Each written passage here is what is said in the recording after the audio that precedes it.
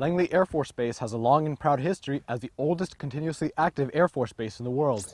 It started when the National Advisory Committee for Aeronautics, or NACA, established a need for a joint airfield and proving ground for Army, Navy, and NACA aircraft. The requirements for the site brought them to Hampton, Virginia. They named it Langley Field after Samuel Pierpont Langley, a pioneer in aviation. The years would bring many changes and challenges, the first of which began in the 1920s with Brigadier General Billy Mitchell.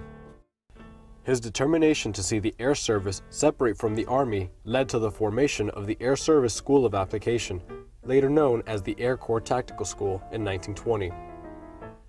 Here, for the first time, aviators began thinking about operational and strategic air power doctrine. While the Air Force wouldn't become its own branch until much later, it was now centralized under an Air Service commander. During the same time, the Navy, desiring a larger blue water fleet, argued that airplanes were useless against naval battleships. Countering that argument, Mitchell led bombing runs from Langley Field on captured German warships and sank the Ostfriesland, proving the worth and capabilities of air power. The victory, however, would be short-lived, as Langley would soon witness the greatest disaster in American aeronautics of the time. The Italians had purchased the Roma for $194,000. By February of 1922, the Roma was ready to make that first flight. It took off from Langley, it headed south down toward Norfolk, and as it was crossing Willoughby Spit, the front nose of it began to buckle. And they're not sure why that happened, but it caused the steering mechanism to foul, and eventually it just ended up crashing in Norfolk. There was a crew of 45 on board, and 34 were killed.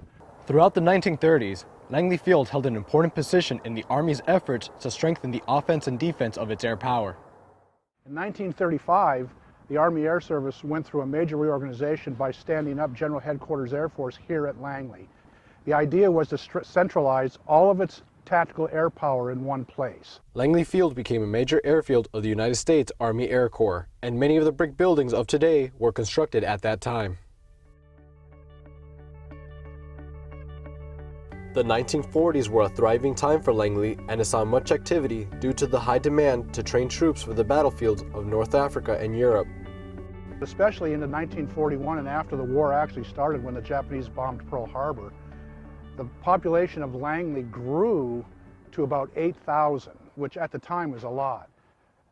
Roughly about 1,000 officers and 7,000 enlisted to do all that training.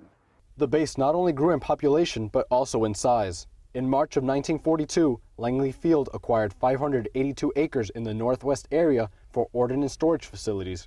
With these changes, Langley Field comprised 3,061 acres, almost double the original purchase made in December 1916. The end of World War II brought a major realignment to the United States Army Air Forces, including the formation of 3 major commands, one of which was Tactical Air Command. Although Headquarters TAC was activated in Tampa, Florida, in March of 1946, it moved to Langley Field just 2 months later. Finally, on January 13, 1948, the newly created Department of the Air Force took control of Langley Field and changed its name to Langley Air Force Base, as it's known today, a part of Joint Base Langley Eustis. Langley took to space in 1958 when NACA became NASA and the Space Task Group was established. They appointed an aeronautical selection committee which drafted the first astronaut selection procedure and picked the original 7. All of them were then stationed at Langley Air Force Base.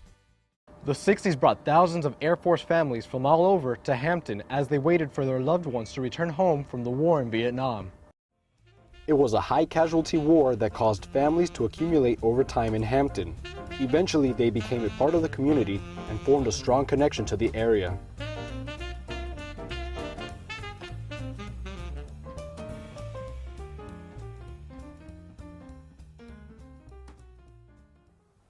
In 1975, Headquarters Air Force brought the first fighter wing to Langley Air Force Base as it made plans to station the first operational F-15 wing. Jump to January 9, 1976, where the first tactical fighter wing receives its first F-15 Eagle. In the middle of 1975, when Air Force decided that it was going to put its first operational F-15 unit here at Langley, the wing leadership here decided to have a contest on what should the name be for that first F-15 to come to Langley. And 2 students Terry Ewell, a 9th grader, and Kyle Shockley, a 7th grader, both came up with the same name, the Peninsula Patriot.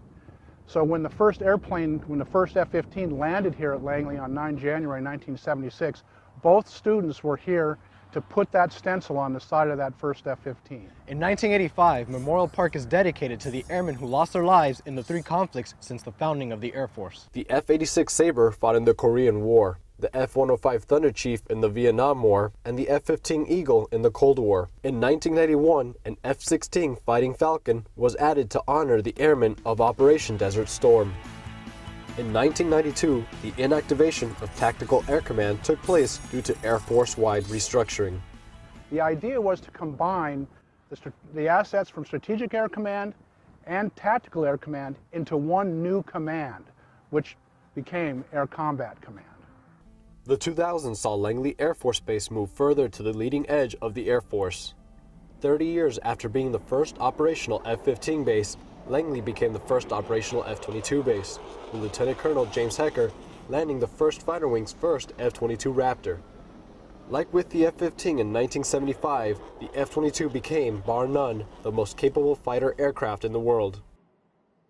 As part of the Air Force's Total Force Initiative, the Virginia Air National Guard's 192nd Fighter Wing moved from Richmond, pairing active duty and National Guard members side by side at the forefront of the latest aircraft designs. In 2003, the 480th Intelligence Wing, which started as an anti-submarine group in the 40s, came to Langley Air Force Base, bedding down the Air Force's Distributed Common Ground System. Redesignated the 480th Intelligence, Surveillance, and Reconnaissance Wing, it provides second-to-none intelligence, surveillance, and reconnaissance support through its 6 subordinate groups located worldwide. Its sister wing, the 363rd ISRW, began as the Air Combat Command and then Air Force Targeting Center, provides the Air Force's premier precision targeting production, Special Operations ISR, and full-spectrum analytical support to the tactical warfighter. Finally, Langley joined forces with Fort Eustis to become a joint base in 2010, and the 633rd Air Base Wing, originally constituted in 1966 Vietnam and was the host unit on Guam, was reactivated to oversee daily installation support operations. Langley Air Force Base was integral to the founding of the Air Force, has participated in every war since its founding, and is leading the way in air superiority. What we've witnessed within the last 100 years is staggering. Imagine what we'll accomplish within the next 100. I'm not going to get below 300 knots, but back towards you, dude, I can't tell, some small, very small black object. I had it at 17.7. It just flew right over me. Confirm the object appears stationary.